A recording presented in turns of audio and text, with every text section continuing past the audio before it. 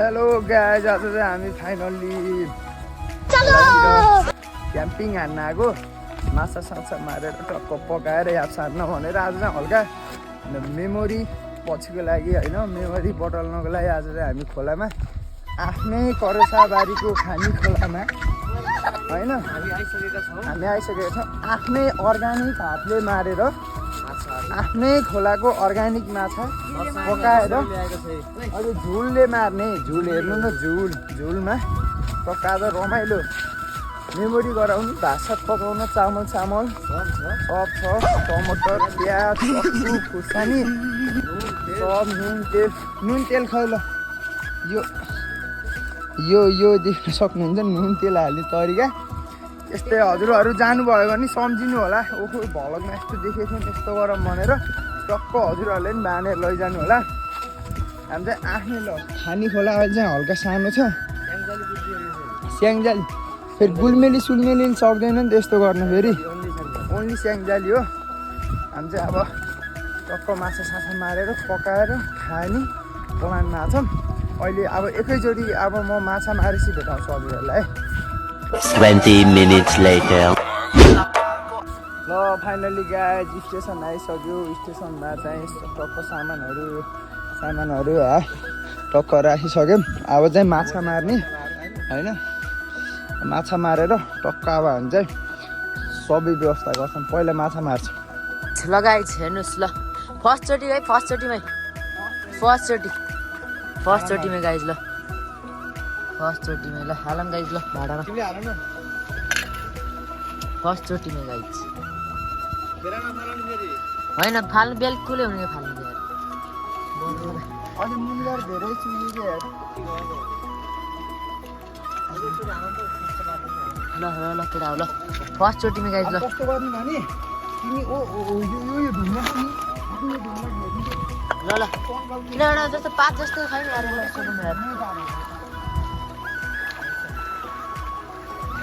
परि बेहा केटा हो।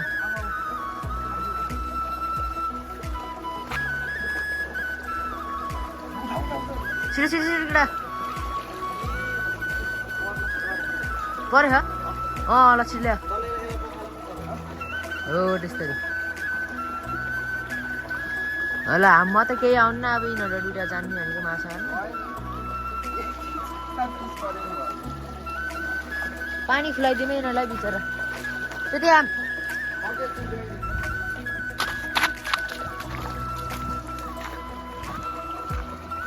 यति मेहनतले पाएको माछा खानु त कहाँ भएर झोल त पुलिस हो, त्यसलाई नछोड है।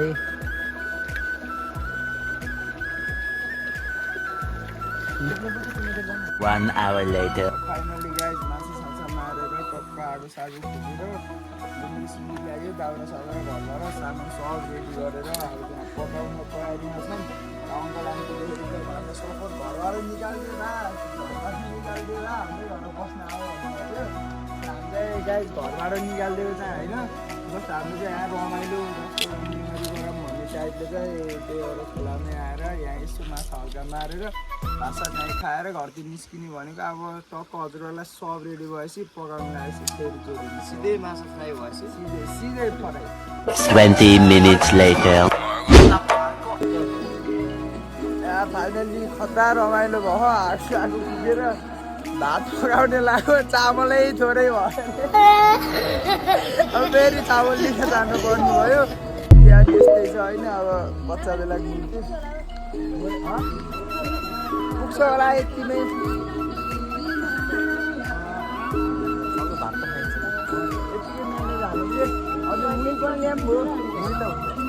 होइन कि माछामा हालेर पकाउनु बबाल हुन्छ क्या मुली हालेको फेरि। अब हामीले सब तयारी गर्दैछौँ। माछा साछा यहाँ बसाली सक्यो। अब भात सात अब टक्क रेडी हुन्छ। त्यसपछि माछा अब हामी चाहिँ माछाको गु फाल्छौँ। माछा लिएर आइज कि गाइज फाइनली गु फाल्दैछौँ माछाको। माछा मारेर माछा चाहिँ धेरै छैन, जस्ट झोल हो हामीलाई चाहिएको। अब पुग्छ यति भएछ हामीलाई चाहिँ मस्त। अब माछा साफ गर्छौँ। अब सिधै अब फ्राई गरेपछि ल फाइनली टमाटर रेडी हुँदैछ है। यहाँ देख्नुहुन्छ टमाटर काट्ने मान्छे यता भात फेरि सबै आज अर्ग्यानिक केराको पात कि माछा धुँदैछ केराको पात, टमाटर काट्दैछ केराको पात, भात पाक्दैछ केराको पात। खाना केमा खाइन्छ गेस गर्नु।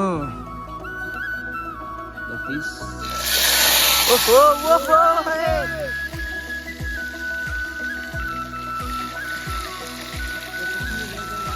हेलो गाइस,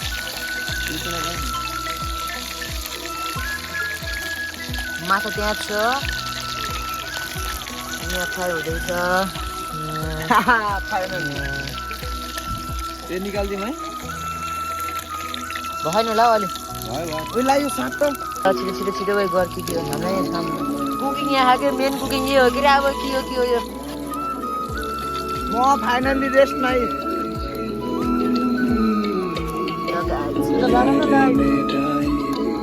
एउटा लाइट अर्को अहिले एकछिनमा एकचोटि खाना खाने बेलामा भेटौँला है ल।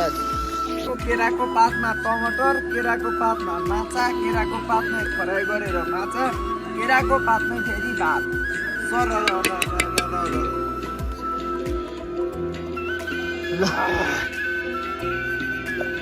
फाइनली गाइज, ह्याप्पी बर्थडे भन्न सबैले। Happy birthday to you, happy birthday to you.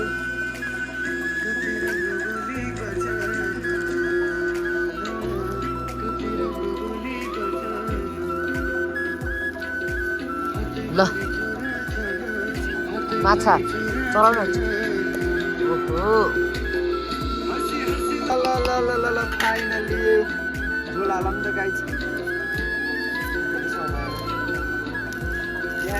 एक सर्ट ल्याउँ न।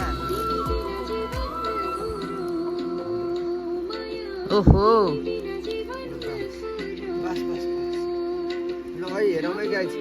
एक लट म ल्याम्मा दिन्छु। चरान चरा थोरै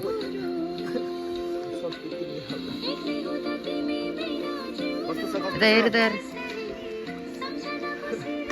लक्ष्मी लाउ खाएर नि भ्याइयो ल हेर्ने मिठो भएर कस्तो हो त। कति मिठो भयो त है।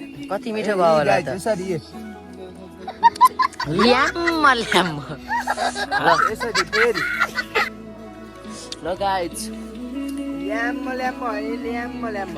तर दामी भयो बबाल भयो नि। यस्तो गरेर यस्तो ल्याम्म यसरी सोधेछ। ल ल ल ल केटा ल खानासाना खाइयो, एकछिन आगो तापियो होइन। अब भजन लाग्यो गाइज। ल निस्किन लाग्यो गाइज, निस्किन लाग्यो अब।